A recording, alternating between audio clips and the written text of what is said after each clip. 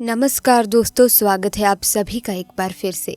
प्यारे दोस्तों, आज के इस वीडियो में मैं आपको बिहार में घटित एक ऐसी घटना के बारे में बताने वाली हूं जिसे सुनकर आपके पैरों तले ज़मीन खिसक जाएगी। क्योंकि आज हम बात करेंगे बिहार में एक ऐसी नागिन के बारे में जो 500 साल से ज़िंदा है और अपने नाग के कातिलों का इंतज़ार कर रही है और अपने नाग के इंतज़ार में इधर उधर भटक रही है। प्यारे दोस्तों, ये घटना काफ़ी रोचक होने वाली है, इसीलिए इस घटना को आखिर तक ज़रूर सुने। प्यारे दोस्तों, ये सच्ची घटना जो आज हम आपको बताने जा रहे हैं, जो कि बिहार के कटिहार के एक गांव में घटित हुई, जो कि जंगल के बिल्कुल करीब बसा हुआ है। इसी गांव में रजनीश और मनोज नाम के दो व्यक्ति रहते थे। दोनों के बीच काफ़ी अच्छी दोस्ती थी और दिन के समय दोनों ही बकरियों को चराने के लिए जंगल में जाया करते थे। इस जंगल में एक इच्छाधारी नागिन अपने नाग के साथ रहा करती थी और अपनी नागमणि की रखवाली किया करती थी। एक बार मनोज की एक बकरी घने जंगल में चली गई तो मनोज ने रजनीश से कहा कि तुम आज मेरी बाकी बकरियों को लेकर घर वापस चले जाओ और मैं अपनी इस बकरी को जंगल के अंदर से ढूंढकर वापस आता हूँ, जो शायद जंगल में थोड़ा अंदर चली गई है। उधर नागिन भी अपना भेष बदलकर तथा मनुष्य रूप धारण कर नाग को नागमणि की रक्षा के लिए छोड़ गाँव के भ्रमण के लिए निकली हुई थी। जब मनोज अपनी बकरी को ढूंढते हुए उस जंगल में पहुंचा तो पेड़ के नीचे बने बिल में से उसे तेज रोशनी आती हुई दिखाई दी। उसे लगा कि ये कोई कीमती हीरा या फिर आभूषण उसके नीचे छुपा हुआ है, तो उसने उसी पेड़ की टहनी को तोड़ा और एक बड़ा सा डंडा बना लिया और उस बिल को जोर जोर से मारकर तोड़ने लगा।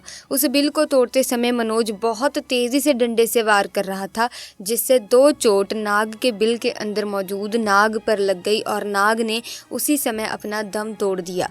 दोस्तों, मनोज ने मरे हुए नाग को देखा और उसके पास तेज चमकती हुई मणि को देखा तो दोस्तों वो समझ गया कि वो चमकती हुई चीज़ और कुछ नहीं बल्कि नागमणि है।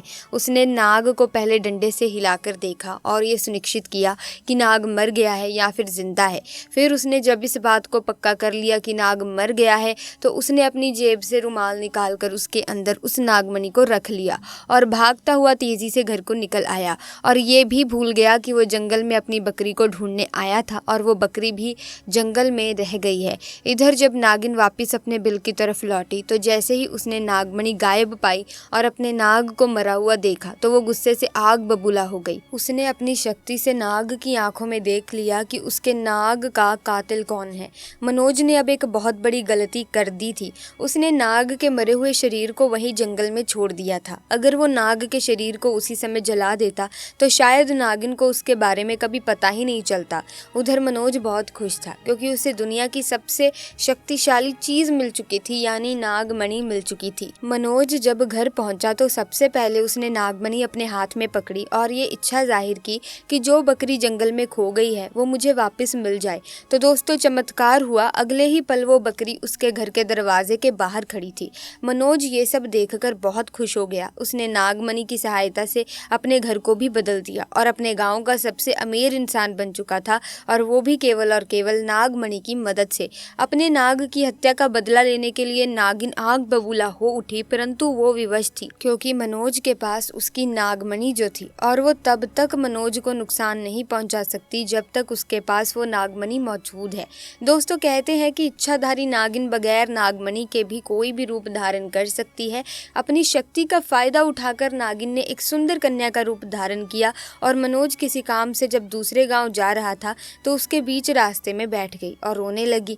जब मनोज ने देखा कि एक बहुत ही सुंदर स्त्री रो रही है तो वो तुरंत बैलगाड़ी से नीचे उतरा और उस कन्या से पूछने लगा कि आप रो क्यों रही हो। लड़की के भेष में उतरी उस नागिन ने कहा कि मेरा नाम दिव्या है और मैं अपने पति के साथ दूसरे गांव में रहती हूँ, परंतु कल वो एक कन्या के साथ शादी करके आ गया और मुझे धक्के मारकर घर से बाहर निकाल दिया। मैं बेसहारा हूँ, लाचार हूँ। मनोज को उस स्त्री पर तरस आ गया और उसकी सुंदरता से मनोज बहुत ज़्यादा मोहित भी हुआ और उसे अपने घर ले गया।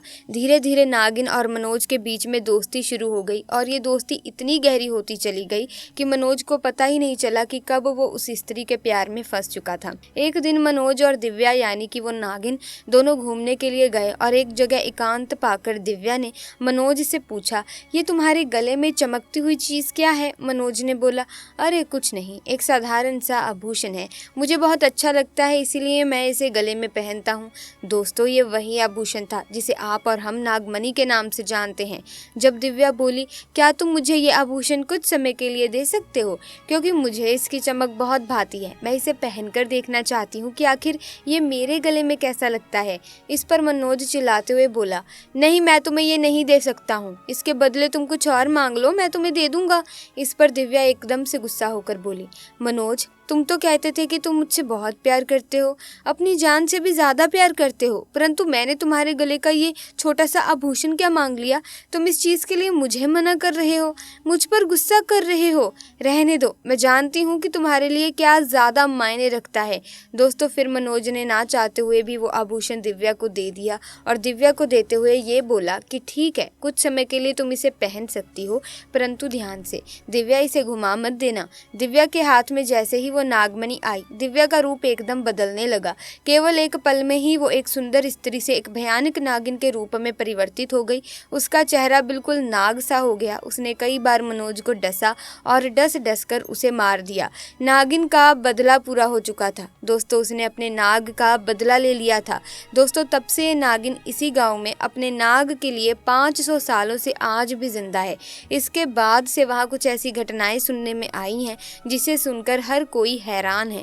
वहाँ के स्थानीय लोगों का कहना है कि उन्होंने एक नागिन को महादेव की पूजा करते देखा और इसके बाद अचानक वो नागिन कहाँ गायब हो जाती है, किसी को नहीं मालूम।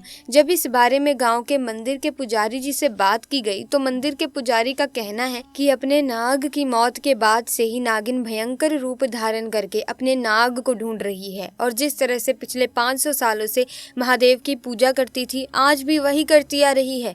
नागिन इस मंदिर में आती है और भगवान शिव से अपनी प्रार्थना कर बिना किसी को नुकसान पहुंचाए चली जाती है। आज भी लोग कहते हैं कि तकरीबन 500 सालों से नागिन इस मंदिर में रह रही है। प्यारे दोस्तों, सांप इस दुनिया के सबसे खतरनाक जीवों में शुमार है, जिनसे बचकर रहने में ही भलाई होती है, वरना इनके जहर से बच पाना तो मुश्किल हो जाता है।